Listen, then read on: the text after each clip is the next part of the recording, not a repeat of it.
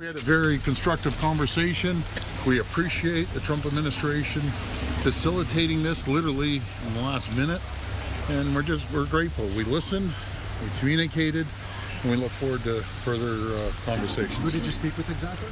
I'd rather not disclose that. Ontario Premier Doug Ford, fresh out of that meeting earlier this hour with some White House officials, James Blair, who's the Deputy Chief of Staff, and Sergio Gore, Director of White House Personnel, Presidential Personnel. Now, 12 of Canada's 13 premiers were in that meeting. Dennis King of PEI had to catch an earlier flight home, but they were all hoping to convince Trump's team to take those tariffs off the table. Joining me now to talk more about those meetings and how they went is Yukon Premier Ranj Pillai. How you doing? Welcome back to Power Play. Thanks for being here. Great. Thanks for having me. So what was your assessment of how those meetings went? Do you think that, not that Canada got a win, but that they were at least fruitful in understanding where the U.S. is on their side? Yeah, look, I think, we have to set have realistic expectations. As media covers this, as folks across Canada watch these interactions, we're never going to be walking out of a meeting like this in one meeting with a commitment that there's no tariffs. I think it's important to have a consistent conversation happening as much as we can with individuals that are within the sphere of influence. In this particular case, talking to people that are directly advising President Trump is incredibly important. And also, just as a listening exercise, to get a sense of, how they are approaching things. Of course, there's a number of key figures that are going to be important in this conversation that still have to, go through a process to ensure that they're formally in these positions. So I thought today was positive. It gave us a bit of a sense of the posture of some of his key folks, and an open invite for us to come back as premiers to meet with other senior officials and secretaries, and even potentially President Trump. Premier, what is that posture, though? What do they want from Canada to make sure that we can get a more permanent carve-out on those tariffs?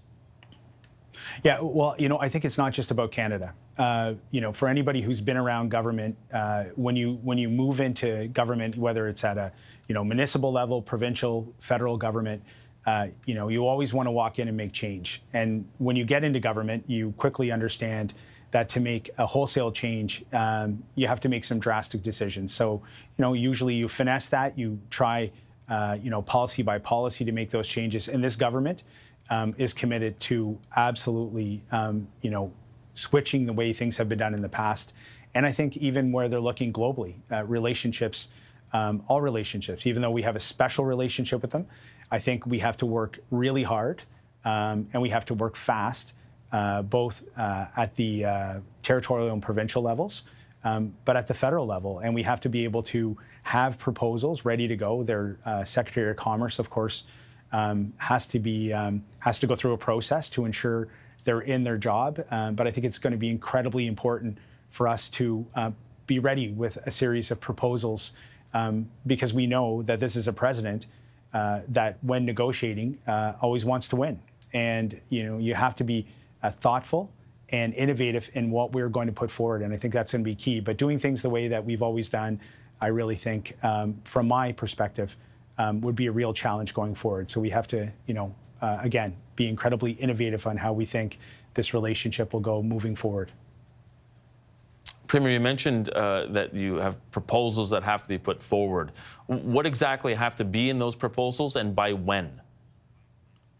Yeah, look, when I say proposal, I think, look, we know the key things that have been talked about. We know that this administration has a focus on security, the security of the continent, security of their own country. So we know that you've seen many political leaders make that commitment on the 2%. I think there's a lot of things we could be potentially doing together to enhance things like NORAD. When I think about the North, there's an opportunity to really strengthen. So I think that's one place we could be looking. In the conversation on critical minerals, look, we know that one or two countries in the world really control the majority, maybe 85, 90% of critical minerals. We know that Canada has critical minerals. We know that we have to onshore the production and processing of those critical minerals. That really is going to create jobs, not just in Canada, but it's going to create jobs in the U.S. as well. jobs in many states, of course, that have been incredibly supportive of this president. It's really an opportunity for a new area of the North American economy. So I think that's something that we have to think about. Look, I won't speak on behalf of the energy producers in the country, but I think all of those premiers working with federal officials in Ottawa have an opportunity and some thoughts around things that they can do. So it's really about putting items on the table when we see the Common Secretary come into place that can enhance the relationship. My mindset would be, look, if you're going to want to try and cut this pie up differently that we've always had between us, that's going to be a real challenge. Trump's going to want to be having the biggest piece of the pie, but you better figure out how to figure a way to put new pies on the table. And I think that's really the mindset that we have to have in the country if we're going to be successful going into the next couple of months. But have you seen an openness from their side to actually continue having this conversation beyond the deadlines of March 4th and that as well? Do you get a sense from the conversation that you had today that Canada can avoid all of these tariffs, or at least some of these tariffs, so that the pain isn't felt on both sides of the border?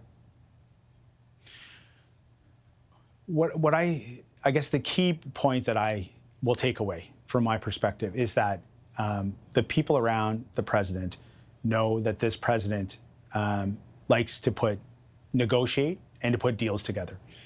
So that leaves space. How much space that leaves, I don't think anybody knows, really, other than the president himself, which means that you can't be flat-footed. You have to be active in your response. You have to prepare. I think every day is critical for all of us. But with the federal government as the lead on this, but all folks feeding into a process will be key. So, how I think the same thing I would have said in early December, probably when we first met. I always felt there could be and likely would be some level of tariff. But the reality is, how do we minimize that? Now, maybe we get through the next couple of months and there's not. I still feel they're very focused on that. So, we're going to have to come out with an incredibly compelling argument, and not just a compelling argument, but compelling proposals. In this case, this is a government that wants to make some big changes.